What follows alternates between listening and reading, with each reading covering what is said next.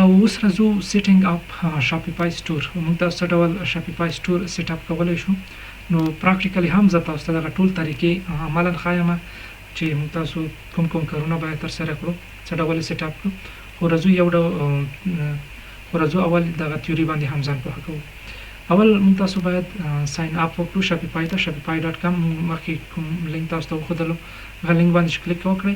نو ساين اپ باندې به بیا کلیک وکړئ او له هغې نه وروسته به بیا خپل ایمیل ورکړئ او له هغې نه وروسته به یو پلان انتخاب کړئ. بیسیک پلان سم دی، کولی شئ بیسیک پلان انتخاب کړئ او بیا به یو نوم انتخاب کړئ د خپل سټور لپاره، یا موږ تاسو ډومین هم ورته وایو.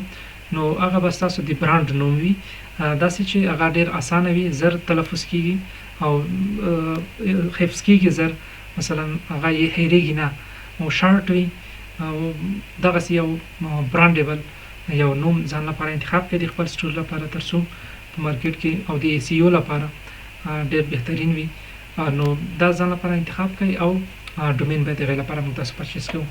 نو دلته که موږ تاسو وګورو، مثلا ډومین خپله څه ته وایي. ډومین چې دی دغه زموږ ستاسو هغه ادرس دی، لکه مثلا facebook.com دا خپله یو ډومین دی، مثلا google.com یا مثلا نور مختلف نومونه موږ تاسو لرو، دا په خپله ډومین دی. صحیح ده؟ نو یعنې کله چې موږ تاسو ځان لپاره ډومین خریداري کوو، نو ډومین به دلته څه ډول راځي، www.yourstore دغه ډومین دی، صحیح ده، ډومین نیم دی .com سره .net .online .org دا مختلف ډومینونه دي، خو د دغه ټولو نه غوره .com دی چې دا ډېر مشهور دی او ټرسټډ دی. نو موږ تاسو به کوشش کوو تر څو .com نه استفاده وکړو. نو دلته ما ځینې برانډ نومونه هم ورکړي دي، لکه زیورو.com pavlo.com kevro.com او نور مختلف نومونه دي. یعنې موږ تاسو به د انټرنیشنل مارکیټ په لیول مخکې ځو، نه دا چې مثلا کوم افغاني نوم وي، داسې نوم وي چې هغه کوم سینس نه لري، نو هغه SEO لپاره ښه نوم نه دی. او مثلا په نړیوال مارکیټ کې هم تاسو زر برانډ کېدلی نه شو. نو غوره دا ده چې انټرنیشنل نیمز ځان لپاره انتخاب کړو چې هغه زر برانډ کېدلی شي.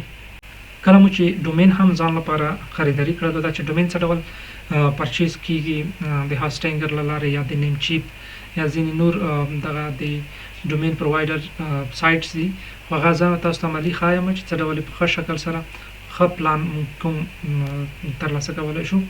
نو کله مو چې نوم هم د سټور لپاره انتخاب کړلو، ډومین مو ترلاسه کړو، په څلورم قدم کې راځو یو تیم د ځان لپاره انتخابوو. شاپیفای ځان کې ډېر زیات تیمز لري. نو دا یعنې دغه ټمپلیټ چې کوم دی چې موږ تاسو دغه خپل سټور په کوم ډول سره ډیزاین کړو، هغه ډیزاین د سټور دی تیم. نو په دې کې شاپیفای خپله فری تیمز هم لري، ډېر بهترین فری تیمز لري او پیډ تیمز هم پکې شته. ضرور نه ده چې موږ تاسو لومړیو کې پیډ تیمز ترلاسه کړو.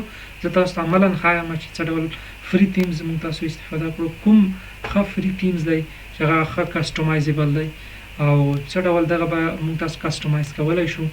دغه ټول زه انشاءالله تاسو سره شیر کوم. او کله مو چې تیم هم ترلاسه کړو، هغه مو کسټمایز هم کړلو، ډیزاین مو کړلو، تغیرات مو پکې راوستل، د هغې نه وروسته به موږ تاسو بیا پروډکټ لیست کوو. عیناً لکه په نورو پلیټفارمونو کې امازون، ټیک ټاک شاپ یا په نورو کې هماغه ډول په شاپیفای کې هم موږ تاسو یو پروډکټ لیست کوو. په شاپیفای کې به ډېره زیاته خواري کوو تر څو ښه SEO فرینډلي ټایټلز، ډسکریپشن، ایمیجز دغه برابر کړو، ځکه ټول هنر یا هر څه د شاپیفای په ډیزاینینګ کې دي. که موږ تاسو ښه ډیزاین ولرو، موږ تاسو زیات مشتری هم جذب کولی شو. که ښه ډسکریپشن او ټایټلز ولرو، موږ تاسو زیات پروشات لرلی شو. نو ټول موارد د شاپیفای په دغه برخه کې دي. نو او بیا راځو کله مو چې پروډکټ سورس کړل، ډراپ شیپرز مو پیدا کړل، یا مثلا هولسیل پرایویټ لیبل هم کولی شو. شاپیفای یوازې ډراپ شیپینګ نه دی، بلکې موږ تاسو کولی شو د شاپیفای له لارې پرایویټ لیبل وکړو، کولی شو هولسیل وکړو.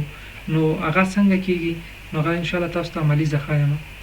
او بل سیټ اپ پیمنټ ګیټ ویز، کله مو چې پروډکټ هم لیست کړل، نو ضرور ده چې موږ تاسو به پروشات لرو او یو څوک به پیمنټ کوي موږ تاسو ته، د کوم له لارې موږ تاسو ترلاسه کړو.